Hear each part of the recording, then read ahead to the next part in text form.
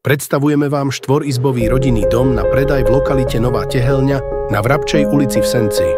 Dom sa rozprestiera na pozemku s rozlohou 445 metrov štvorcových a jeho zastávaná plocha je 123 metrov štvorcových.